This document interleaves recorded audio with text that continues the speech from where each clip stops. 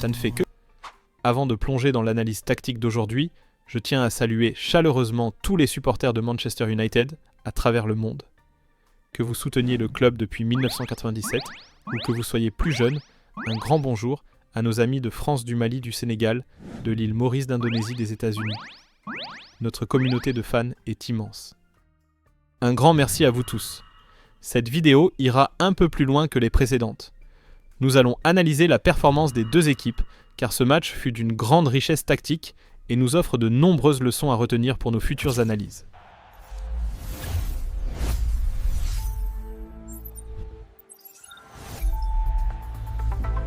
Il faut d'abord admettre une évidence durant le premier quart d'heure, c'est bien Nottingham Forest qui a dominé les débats. Ils ont parfaitement exploité leur principal atout, le jeu aérien. On a pu constater la difficulté des défenseurs centraux de Manchester United à s'imposer dans les duels. Autre point notable, la préparation minutieuse de Sean Dyche. Pour preuve, les longs dégagements du gardien Lamens se sont avérés totalement inefficaces. Dans la bataille du milieu de terrain, Nottingham Forest a systématiquement remporté les duels aériens. Elliot Anderson en particulier a régné en maître dans l'entrejeu, interceptant tous les ballons hauts et s'adjugeant la majorité des seconds ballons, précisément l'une des armes habituellement les plus redoutables de Manchester United. De plus, Forest a porté une attention toute particulière au flanc droit de United, n'hésitant pas à y créer un surnombre défensif. Il connaissait pertinemment le danger que représentent un Mbeumo et Amad. À l'évidence, Sean Dyche avait parfaitement étudié son adversaire. Sur cette action, on voit Elliot Anderson se défaire du marquage et lancer une transition offensive fulgurante. C'est d'ailleurs la première fois que j'ai pu observer le numéro 8 de Nottingham Forest, avec autant d'attention. Et comme beaucoup d'entre vous, je suppose, on ne peut que rêver d'avoir un joueur de ce calibre à Manchester United.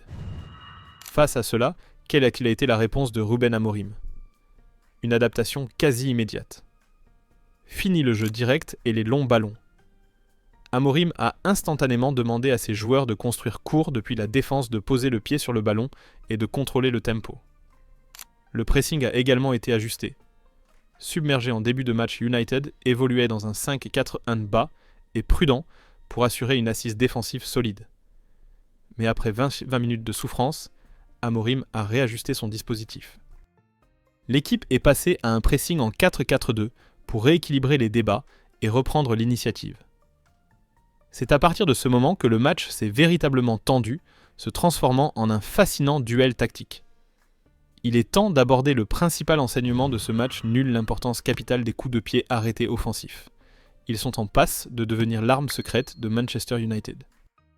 Sous la houlette de Ruben Amorim, l'équipe s'est métamorphosée pour devenir l'une des formations les plus redoutables de Premier League dans ce domaine. Ne croyez surtout pas à la chance. Jamais. C'est le fruit d'une structure de répétition et de combinaisons travaillées des heures durant à l'entraînement. Manchester United a fait mal à Liverpool de cette manière. Ils ont fait mal à Chelsea. Ils ont fait mal à Sunderland. Et aujourd'hui, c'est au tour de Nottingham Forest. Ce n'est plus une coïncidence, c'est une constante. Mais il y a un autre détail tactique à souligner sur le but de Manchester United. Le ballon est tiré en direction de la zone du numéro 22, Ryan Yates, qui venait tout juste de remplacer Douglas Luiz. Grâce au bloc de Lenny Yoro Casemiro, a pu se libérer de son marquage, attaquer l'espace dans son dos et placer sa tête victorieuse. Impossible de savoir si c'était une consigne d'Amorim ou une initiative de Bruno Fernandes, mais il est certain que si le ballon avait visé un autre défenseur de Forest, le but n'aurait pas été si simple à inscrire. Les chiffres ne mentent pas. 3 des buts les plus importants de Manchester United cette saison proviennent de scénarios similaires. La tête de Harry Maguire contre Liverpool, le but de Casemiro face à Chelsea, et maintenant la magnifique volée d'Amad Diallo sur un ballon mal renvoyé après un coup de pied arrêté. Avant ce week-end, Manchester United pointait déjà au 4e rang de la Premier League en termes d'expected goals sur coup de pied arrêté.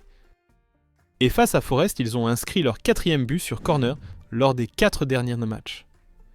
Stupéfiant. Qu'est-ce que cela nous enseigne ?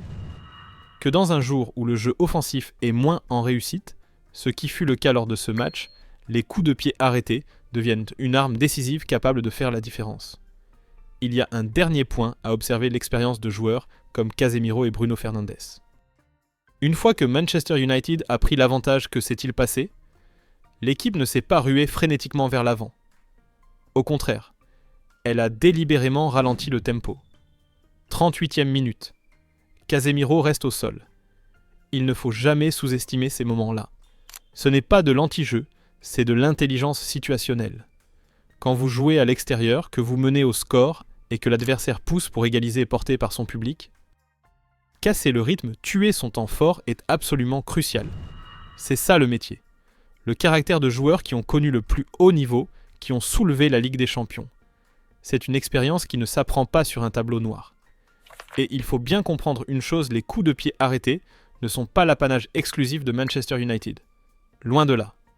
Nottingham Forest a aussi fait étalage de sa force dans ce domaine. Sean Dyche a démontré à tous qu'il ne se contentait pas d'hériter des qualités de cette équipe, mais qu'il était en train de sublimer de façon spectaculaire sa puissance offensive et sa combativité. Je ne sais pas ce que Sean Dyche a dit à ses joueurs dans le vestiaire à la mi-temps, mais son discours a de toute évidence porté ses fruits. Les joueurs de Forest sont revenus sur la pelouse avec une énergie et une détermination complètement renouvelées. Dès la reprise, l'équipe locale a exercé une pression terrible, une véritable tempête sur le but de Manchester United. Et sans surprise, leurs 2 buts sont nés de leur arme de prédilection, le jeu aérien. On constate une fois de plus que le bloc de Manchester United s'était positionné bas pour défendre et ne pas se faire surprendre d'entrée. Amorim l'avait certainement anticipé. Mais le premier but des locaux est le fruit d'un plan mûrement réfléchi. Ils ont identifié le maillon faible du système défensif de United à ce moment précis, Amad Diallo, le plus petit joueur de l'arrière-garde. Morgan Gibbs-White s'est imposé intelligemment au duel et a placé une tête imparable pour égaliser. Et c'est là que la gestion du match est admirable. Alors que Manchester United était encore sous le choc, Sean Dyche a exhorté ses troupes à continuer d'attaquer, à presser, à ne laisser aucun répit à l'adversaire. Cette approche tranche radicalement avec le style parfois attentiste que l'on a pu voir par le passé. Cette capacité à capitaliser sur le désordre et la panique de la défense adverse pour inscrire un 2e but dans la foulée force le respect pour la vision tactique de cet entraîneur. Devant notre télévision, nous étions abasourdis. 2 buts en à peine 2 minutes. Foudroyant. On ose imaginer l'état d'esprit des joueurs de Manchester United à ce moment-là. Je dois également adresser mes félicitations à l'ensemble du collectif de Nottingham Forest pour sa discipline et sa condition physique tout simplement remarquable. Il suffit de regarder les phases de contre-attaque de Manchester United. En moins de 10 secondes, la quasi-totalité des joueurs défensifs de Forest s'étaient déjà repliés, formant un mur compact devant leur but. Cette supériorité numérique a systématiquement étouffé les intentions de contre de Manchester United. Une démonstration de cohésion et d'abnégation très impressionnante. Maintenant, mettons un instant la déception de côté. Prenons un peu de recul et analysons ce match sous un autre angle.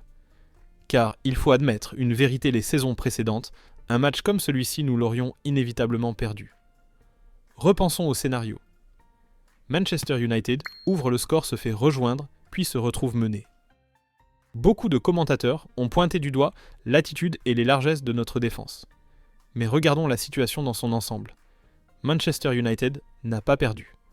D'une manière ou d'une autre, l'équipe a réussi à arracher un point. Et ça, que vous le croyez ou non, c'est le signe d'une progression. Une progression par rapport au match contre Brentford par exemple. Un changement peut-être infime sur le plan mental. Cette équipe commence à faire preuve de plus de caractère, de plus de résilience. Est-ce l'effet Amorim? La confiance accumulée lors des victoires précédentes? Peut-être. Mais quelle qu'en soit la raison, c'est un progrès indéniable. Alors oui, ce match nul a le goût d'une défaite, mais il ne faut pas oublier que nous sommes en train de tourner une page. Le fait de ne pas sombrer après avoir été mené à l'extérieur dans un contexte difficile témoigne d'une force de caractère nouvelle qui est en train de naître. Et au milieu de ce tableau collectif, 2 individualités ont brillé, ravivant la flamme de l'espoir. D'abord, il faut parler de Bryan Mbeumo. S'il y a bien un joueur qui semblait né pour porter le maillot de Manchester United, dès la première minute où il a signé, c'est bien lui. Il est fait pour ce club. À chaque match qu'il marque ou non, Mbeumo est capable de créer des moments, des gestes, des éclairs de génie qui vous font dire « quelle classe !» Et sa connexion avec Amad Diallo sur le couloir droit, c'est du très haut niveau. Leur complémentarité est sans doute l'un des plus grands motifs de satisfaction de cette rencontre. Malgré la surveillance étroite de l'adversaire, la façon dont ils se créent des espaces l'un pour l'autre est admirable. Regardez cette action. Mbeumo plonge à l'intérieur, aspirant la défense, et libérant un espace immense pour Amad, qui peut recevoir le ballon en toute tranquillité. Une situation qui s'est répétée à de nombreuses reprises. Et puis alors que le collectif était en difficulté, il y a eu Amad Diallo. Ce but, un moment de pure magie, un éclair dans la grisaille pour aller chercher ce point. La qualité individuelle de l'effectif a été considérablement rehaussée. Au-delà de Bryan Mbeumo, on peut aussi citer Kuna Casemiro ou encore Luke Shaw, qui a réalisé un match très solide, confirmant sa régularité. Je reviendrai sur leur performance dans une prochaine vidéo, c'est certain. Même si le résultat est frustrant, ce sont ces étincelles individuelles qui nous permettent de garder la foi. Pour finir, je suis extrêmement heureux de faire vivre cette chaîne YouTube. Elle me permet d'échanger avec vous. Vous et moi, nous sommes de vrais supporters. Nous sommes toujours derrière Manchester United dans la victoire comme dans la défaite. Si le cœur vous en dit, laissez un commentaire pour dire d'où vous venez et partagez votre passion pour Manchester United.